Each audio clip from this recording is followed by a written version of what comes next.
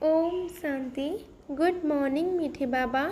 5/9/2025 ईश्वरीय महावाक्य बाबा कहते मीठे बच्चे तुम मानकर प्रतिज्ञा है कि जे पर्यंत आम पवित्र न होइछु से पर्यंत बाबा को मन पकाउथिबु, एकमात्र बाबा को ही स्नेह करिबु। आजिर प्रश्न, बुद्धिमान संतान माने समय को देखि क्यों प्रकार पुरुषार्थ करेंगे। आजिर उत्तर, अंतिम समय रे जेतेबेले शरीर छाड़िबो सेतेबेले एकमात्र बाबांकर ही स्मृति रहो, आउ किछि भी मन न पड़ो।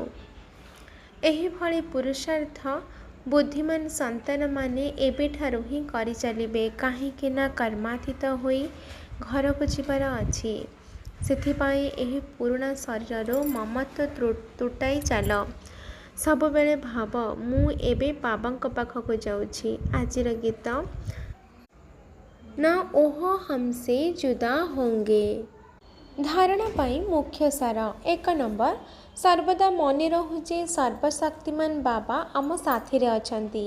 एही स्मृति द्वारा आत्मारे शक्ति प्रवेश करिबो, विकर्म भस्म हेबो।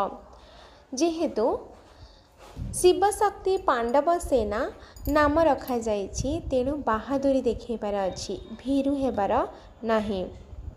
2 नंबर, बंची थाउ थाउ मरिबा परे एही अहंकार न आसु जे मु तो समर्पित अटे। समर्पित हेबा परे पुण्य आत्मा होई अन्य को मध्य पुण्य आत्मा करेबाकू हेबो। एहिथिरे ही फायदा रही। आजिर वरदान, निर्विघ्न स्थिति द्वारा निजर मूलदुआ को मजबूत करी सम्मानर सहित उत्तीर्ण हुआ। जो पिला माने बहुत कालर निर्विघ्न स्थितिर अनुभवी अटंती, सेमानंकर मूलदुआ मजबूत होइथिबा कारणरू निजे मध्य शक्तिशाली स्थिति रे रही थांती एवं अन्य मानक मध्य शक्तिशाली करि थांती। तेणु बहुत कालर शक्तिशाली निर्विघ्न आत्मा अंत समय रे मध्य निर्विघ्न होई सम्मानर सहित उत्तीर्ण होई जांती, नहले प्रथम श्रेणी रे आसी थांती। तेणु सर्वदा एही लक्ष्य रही थाउ जे बहुत समय धरी निर्विघ्न स्थितिर अनुभव निश्चित करने को हेबो। आजिर स्लोगान, जदि प्रत्येक आत्मा प्रति सर्वदा उपकार अर्थात शुभ कामना रहिबो, तेबे आपे आपे आशीर्वाद प्राप्त हेबो। आजिर अव्यक्त इशारा, एबे लगन अग्नि को प्रज्वलित करी जोग को ज्वाला रूप कर।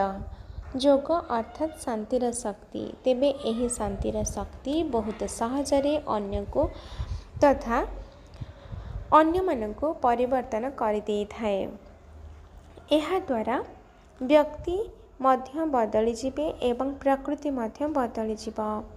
व्यक्ति मानक तो मुख द्वारा कोर्स कराई देउछ, किंतु प्रकृति को परिवर्तन करबा पाई शांतिर शक्ति अर्थात जोग बल ही दरकार।